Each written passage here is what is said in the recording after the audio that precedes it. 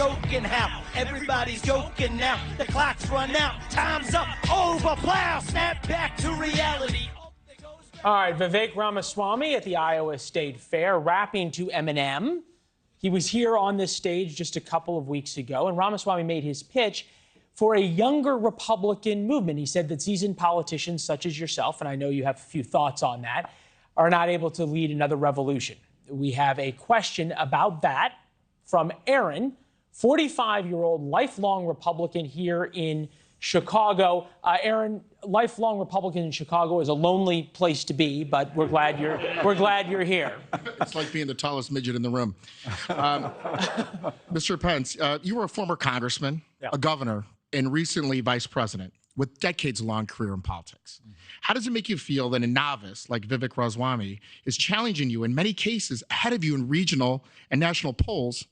And secondary, what do you think that says about the current state of the Republican Party?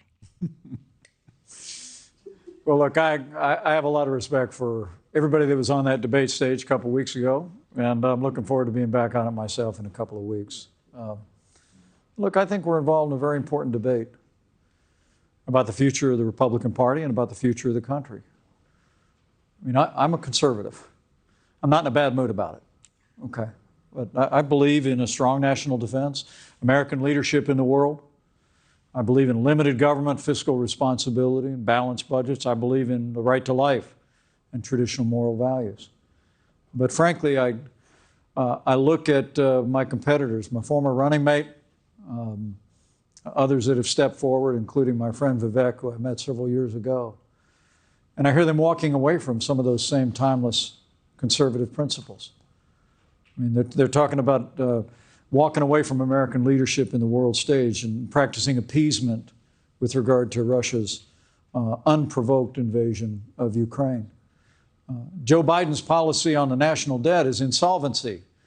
And frankly, my former running mate and others in this field's policy is identical. They won't even talk about reforming some of the long-term programs that really threaten the vitality of our economy for years to come. And finally, on the right to life, you know, as I said, I'm pro-life. I don't apologize for it.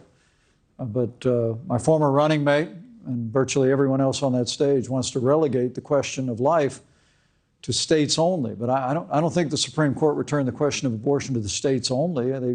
They returned it to the states and the American people. The American people elect presidents. They elect senators. They elect congressmen. And I believe the time has come for us to create a minimum national standard to protect unborn children from the moment that they can feel pain, even while I'll champion greater protections for the unborn around the country. So for me, it's not so much about personalities as it is about philosophy. And I really believe, not just because it's a winning agenda, an agenda over the last 50 years that actually has delivered majorities for our party, but more importantly, a commitment to those timeless American ideals and principles has made America stronger and more prosperous in years past, and I know it will again. All right, Aaron, thank you very much for your question. We quite appreciate it. You can't deny the Republican Party's changing. You talked a little bit about personality and sort of this difference in style here. Mitt Romney, who clearly has had a long career in the Republican Party, said today that he is not running for re-election. He's 75 years old. In his farewell address press conference, he said, "You have no chance to win the nomination and that you are running to, quote, repair your legacy," in his words. Your response? I'm running for president of the United States because I think this country's in a lot of trouble. And I'm running to win. I'm running to win the Republican nomination, and I'm running to win a better future for American families that are struggling under the failed policies of the Biden administration at home and abroad. So look, I'll leave Senator Romney to his opinions. But people who know me know I'm in it to win it, and not a victory for me. You know, I've been blessed as my years as a leader in the Congress. I was a conservative leader in Congress before it was cool. I was a governor of a state that balanced budgets and cut taxes and expanded educational choice and stood for traditional values. And then I was vice president in a consequential administration that left America stronger and more prosperous than ever before. I've been blessed. I've had incredible opportunities. But when I looked at the range of experiences that I've had, and we concluded after much prayer and deliberation that I am in fact the most qualified, the most tested, the most consistent conservative running for the Republican nomination, I knew that we just had to step forward. You know, I just couldn't sit this one out. I was raised to believe to whom much is given, much will be required.